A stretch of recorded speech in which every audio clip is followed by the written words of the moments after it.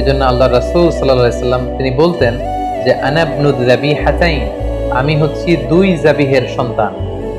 অর্থাৎ এক হচ্ছে আমার পূর্বপুরুষ ইসমাইল হচ্ছে এক যাবিহ, যাকে জবাই করার কথা ছিল কিন্তু তাকে সরিয়ে আল্লাহ জান্নাত থেকে একটি ভেড়া পাঠালেন, তিনি বেঁচে গেলেন।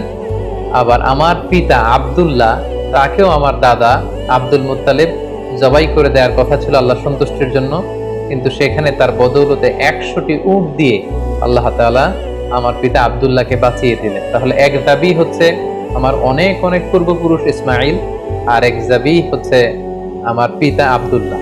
তাহলে এই দুই যাবিহের কারণেই কিন্তু আমি পৃথিবীতে এসেছি। অর্থাৎ সাইয়েদনা ইসমাইল আলাইহিস সালাম বেঁচে না থাকলে এই বংশে আল্লাহ রাসূল সাল্লাল্লাহু আলাইহি ওয়াসাল্লাম আসতেন না। আর রাসূল সাল্লাল্লাহু আলাইহি ওয়াসাল্লামের পিতা আব্দুল্লাহ যদি জবাই হয়ে যেত তাহলে রাসূল সাল্লাল্লাহু আলাইহি ওয়াসাল্লাম তো পৃথিবীতে আসতে পারতেন না। যেন তিনি বলতেন আনা ইবনু যাবিহাতাইন, আমি হচ্ছি দুই যাবিহের সন্তান।